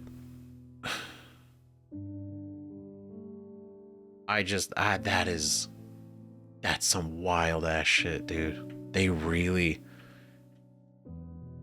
I don't want to say like it feels rushed, but what it does feel, it feels like they needed to wrap this shit up quick. Like they were like 15 minutes from clocking out, and we're like, no, we gotta ship this game tonight. So we gotta close everything, and that's what it feels like. So the extended cut, my God, really does add a lot. It's like a shit ton, a totally different feeling from the original ending. There's just so much missing in this. That's unpleasant. It's not well, right? But I'll stop talking about it, because we've been talking a lot, and you know, that's what we do here. But this was all something that we definitely needed to do, and I definitely wanted to do, and after finishing the game, it was like, no, I want to see the other endings. We need to see like what's going on, and then here we are. Incredible. My God. Yeah, I could see why it was controversial. I get it. Like, especially like you're playing what was it, like 2 years between games, right? Like you're looking at Mass Effect 1, 2, and then 3 finally comes out. It finally comes out, man. And you're going through this whole story. And then the very end, like, I think the best word I could describe is like not satisfying. It's one thing to where I could like have my opinions, like where it's like, okay, none of the endings really feel like inherently like this is the good ending, this is not the great, this is the good ending, this is like the destroy ending and the control ending. I feel like those two options, they would have been fine. Destroy the Reapers, 1, control the Reapers, right? I feel like that would have been cool. That would have been cool. Like you got one on each end, 2 different vibes.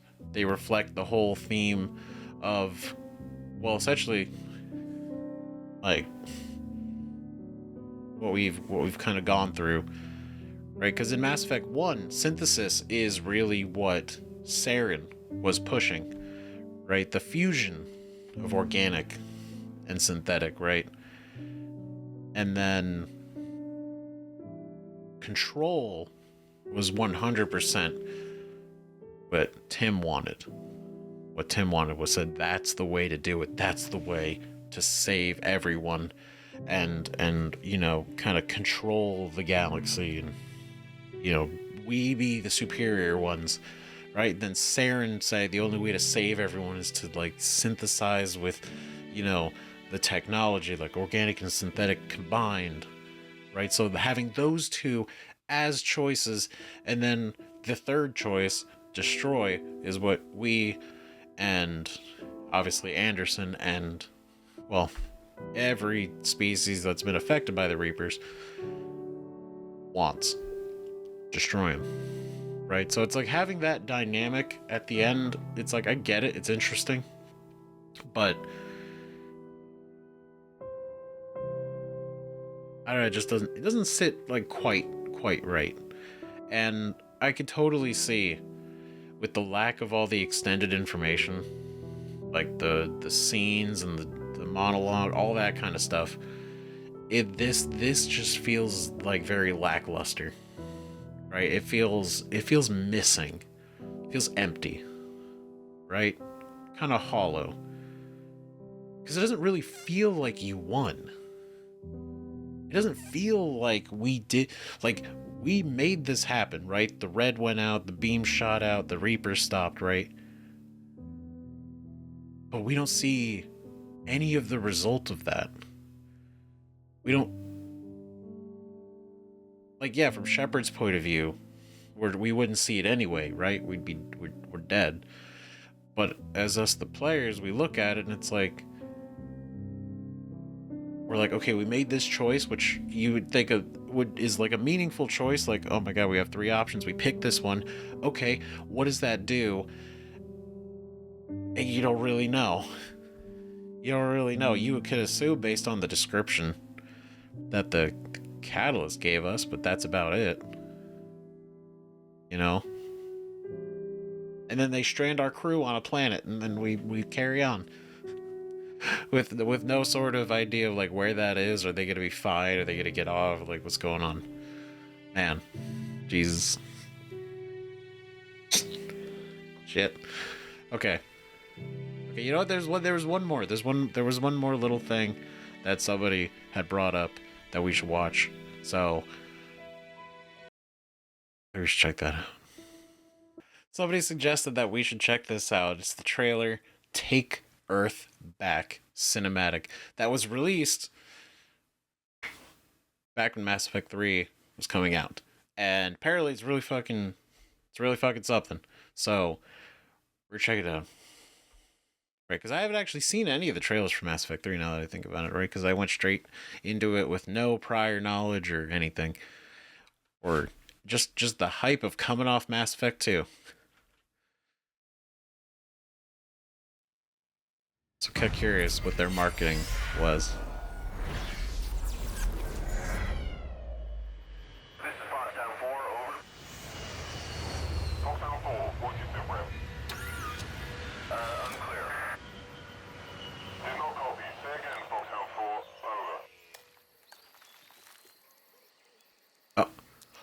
Oh, this is like a cinematic. Oh.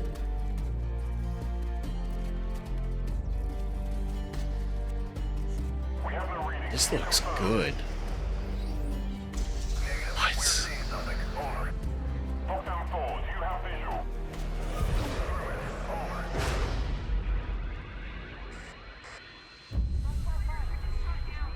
Oh shit. That's creepy.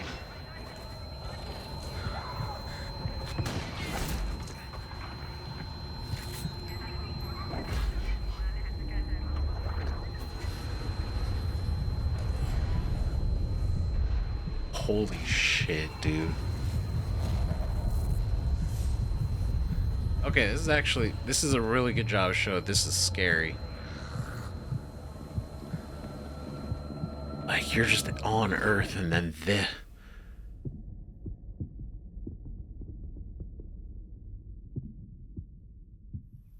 Wow.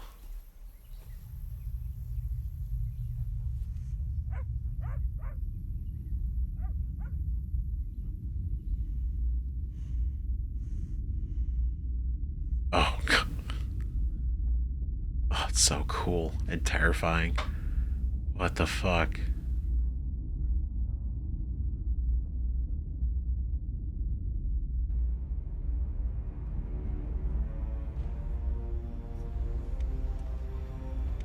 Oh. Whoa. The Hammerhead shepherded Ashley. Or a Hammerhead.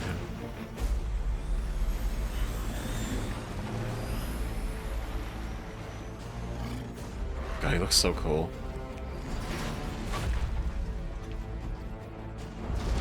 The Makos.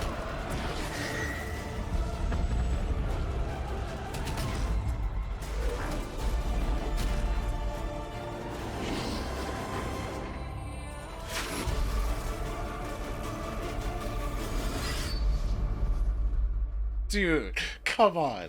That's so fucking cool. Oh my god. No, like, legitimately.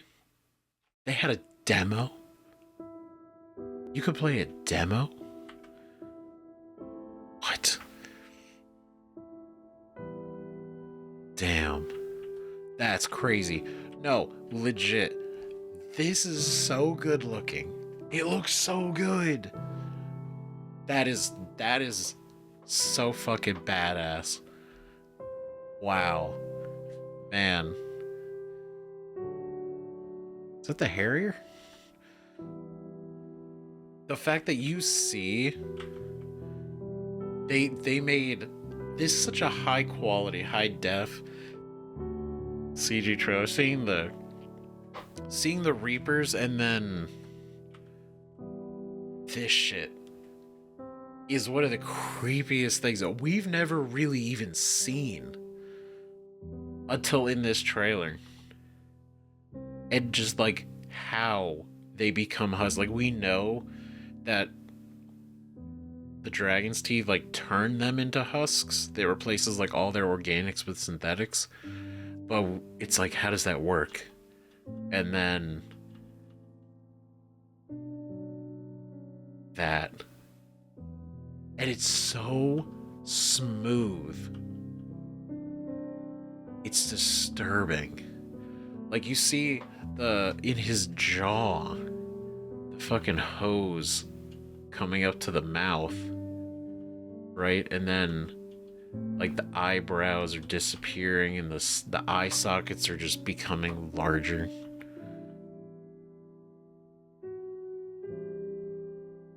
And then it falls down. And it's the speed at which it happens. Seconds. Horrifying. To be stabbed on it and then have your entire body just like... Oh, dude.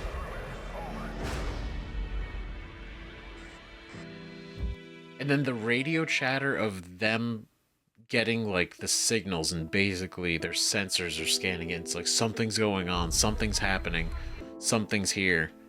And then just all of them showing up and just start blasting. And then this is so fucking crazy, man. And then to just show the absolute decimation of this area. Completely wrecked by all the Reapers. And then the explosions across Earth just showing just how bad it really is, and everywhere's being attacked.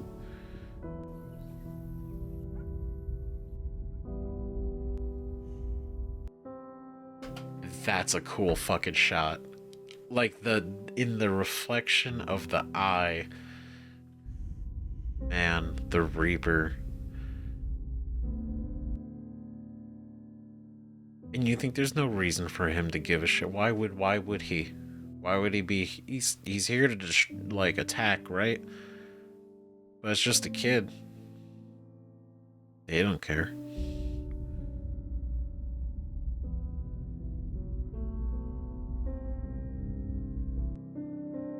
Terrifying. And the fact that you could see 3 of them in the same area. Sorry, I didn't mean to do like a whole breakdown of the trailer, but I'm like it's so cool, man. This shit's fucking crazy. And then yeah, this in the next scene showing like, oh no, they attacked. They didn't give a shit.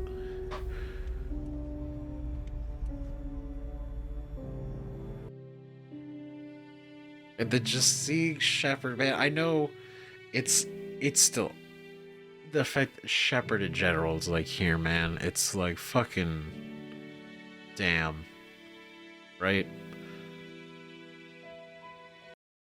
And Ashley, this shit would have gotten me hyped as fuck for Mass Effect 3. Man, if I had played 1 and 2 when it came out, and then I was there at the time for Mass Effect 3, I was like in it, and I was like, oh, they dropped a trailer for Mass Effect 3. This shit would have gotten me so fucking hyped for Mass Effect 3. It's like, take Earth back. I'm like, fuck yeah, let's go. And then you see, they show off the Omni Blade for the first time in the trailer, and it's like, oh shit, are we getting that? What the fuck? And then, man, it's cool, right? But then the fact that Ashley's in the trailer implies that they return, because they were completely out of Mass Effect 2. We had that one confrontation, then never again. So this would be implying that your Ashley or Kaidan would be back in Mass Effect 3, which is like, great. Hell yeah. Bring him back. I do think it's a little bit unfortunate that they showed off Mako's and Hammerheads, and we got neither. I feel like that is unfortunate. That I feel like I would have been lied to. God, it's so fucking cool. And then just like the rifle pop out. Damn. See, this shit's fucking cool. We didn't really get this in the game though, but this is cool as hell. As a trailer, this is cool shit. Like we did have our fight through, right? When we got to Earth. But man, having the Normandy flying around, shooting at everything, us on the ground, surrounded by fucking Hammerheads and Makos, and oh, what a fucking spectacle. That would have been amazing. But man, that's cool shit. That's crazy. You believe that? That has been almost in I think like a week. It'll be the 13 years. 13 years. That's crazy. Y'all played this 13 years ago. And 13 years later, you're watching us go through this shit again. Wild. Wild how that works. Timeless, really. But anyway, so I've rambled enough. I've got this video is gonna be like 7 hours long. Who knows, right? But I want to do more of a deep discussion, really get my thoughts out, and kind of watch the trailers, watch the other endings, right? Really kind of get into it, and I feel like we did. And there's probably more I could say. There's always more I can say, right? But I want to hear what you guys have to say. We're gonna flip this around now. Tell me what you think about all this. What are your thoughts on the endings, the original ending, right? Like, that's definitely something. But like the endings you chose and why you chose. Why did you choose those endings? Right? Why did you choose synthesize? Or why did you choose destroy? Or why did you choose control? Why? What are your thoughts? It's not a competition, so don't worry. I don't feel like... I genuinely look at the endings and I'm like, if somebody chose one or the other, I don't have that feeling of like, oh, you fucked up, man. You chose wrong. You're stupid. No, I'm just like, I get it. Right? But I want to know. So let me know. Talking about it. Be cool. And stick around, because there's another group of videos apparently that are also very important to watch after finishing Mass Effect 3 and the trilogy. So yeah, we're gonna take a look at those, and I'm sure you know what they are. So by the time you've seen this, it's gonna be up same day, just for fun, right? Just to mix it up. So see you guys in that video, or another video, or anything else. So thanks for watching. Really appreciate it. For real. See you guys in the next one. Bye bye.